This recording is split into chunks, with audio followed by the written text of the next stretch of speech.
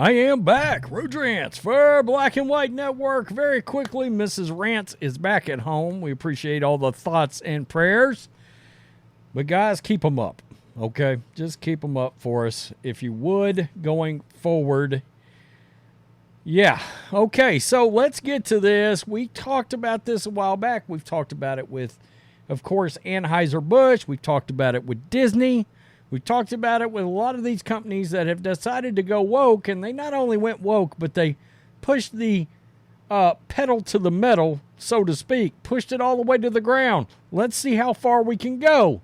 And we know a lot of these companies lost their minds during June Pride Month. Hope everybody had a happy, patriotic July. Yeah, when is July month for patriots? I think it should be. So anyway, if the Prides get a full month, why can't the Patriots get a full month? I believe we all should be celebrating our military and law enforcement. Hell, do it year-round. How about that? Every month is Patriotic Pride Month. How about that? So I've said the only way that these companies might one day course correct is if they do so much monetary damage that, the actual shareholders get pissed off and decide to start suing these companies. Now, as shareholders, you're wanting to sit back. You're wanting the company to do their best to maximize what? Income, revenue, profits, make us as much money as humanly possible. We bought shares in this company. They feel like the company should do, capitalism 101 kind of things. Like, do your best not to alienate customers. How about you don't get involved with politics and do things like this, which is, of course, and we chronicled this, selling super queer shirts and tuck-friendly bathing suits. Tuck of the afternoon to you. Yeah. And Target shareholders have gotten livid. They've had enough. So now they are suing, you guessed it, Target. As well they should. Target should try to make as much money as possible for their shareholders, and doing something like this has lost the company billions of dollars in value. Let's look at this. This is Outkick. Target continues to face fallout from its uber woke line of Pride Month merchandise.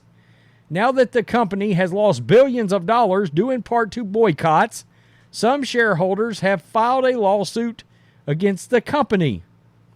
If you've managed to block it out of your brain, consider yourself lucky and apologize for bringing it up. Target sold women's swimsuits that were, quote, tuck-friendly and items with slogans like gender fluid and super queer. Let us not forget about the Satan-endorsing clothing designer they used that they did actually have products out for. They pulled them at record speed and tried to say, nothing to see here, please move along. Well, except it was too late and everybody caught on. We chronicled that as well. It went over like a lead balloon. Actually, a lead balloon may have gone over better. The company was hit with a consumer boycott, and some stores relocated the display to less trafficked parts of the store. They even tried to attack customers that, oh my goodness, had the unmitigated gall to inquire about said display, inquire about said merchandise. We know, our employees have been threatened. They feel pressure. Well, wait a minute now.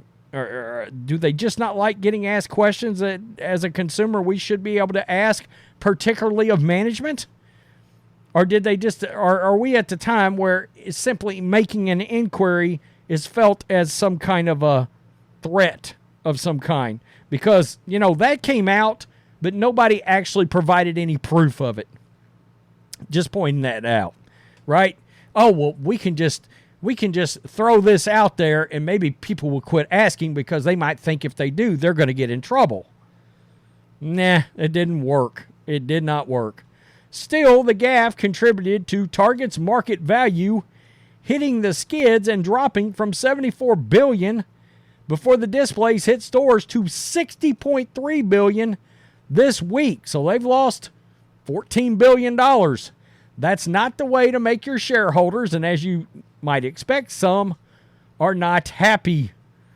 Earlier this week, America First Legal, AFL, not to be confused with the artist formerly known as Arena Football League, filed a lawsuit against the company over the Pride merch that resulted in the boycott and plummeting stock price. The suit, filed on behalf of shareholder Brian Craig, accuses the company of, quote, betraying Target's customers and shareholders with misleading representations about its ESG, that's right, environmental, social, and governance, and the DEI, that's right, diversity, equity, and inclusion, all of these three-letter words that are ruining companies all over the country, and for causing Target shareholders to lose billions of dollars. Oh, there's some of that merch right there. That's right. Pick you out a tuck-friendly bathing suit today. The AFL announced the suit with a doozy of a statement that took Target to task for prioritizing progressive ideology above its shareholders. Quote, however, management only cared whether its leftist stakeholders were satisfied, disregarding the possibility that its customers and shareholders might feel differently. Thus, in May 2023, Target embraced the radical transgender agenda with its children and family-themed Pride marketing and sales campaign. The corporation's infamous Pride collection included clothing for young children. This caused, predictably, more than a $12 billion collapse in share value, the largest stock price decline in 20 years. The AFL wrote.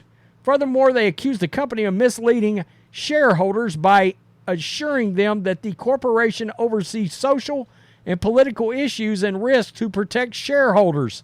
No, you did not. If you got involved in this, especially in light of Dylan Mulvaney and Bud Light, Anheuser-Busch, and you decided to embrace the Ku Klux Trans agenda, ruh-roh.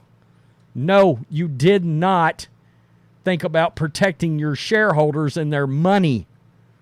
You didn't. You just didn't care. Instead, and by the way, Disney just also got sued by a shareholder. I want to point that out. Now, he agreed to end the lawsuit. Do you know what it took to end that lawsuit, to get that money back? Laying off 7,000 employees. Yeah. Disney was willing to go that far. By the way, Iger's talking about selling off networks to continue to make woke BS and woke content for, instead of course correcting, getting out of the ESG business, the DEI business, they would rather sell off networks, sell off properties. I mean, it's crazy. We're going to sell the farm, including firing a bunch of employees. Just ask ESPN. A bunch of first-rung talent got axed, as opposed to course correct what the direction they're moving. It's baffling to me. It truly is. Just pull out of the political business, pull out of the social justice business, get back to making non-woke content, and you will start making money again. That's a thing. Instead, the AFL says the company instead opted to embrace far-left ideologies at the shareholders' expense.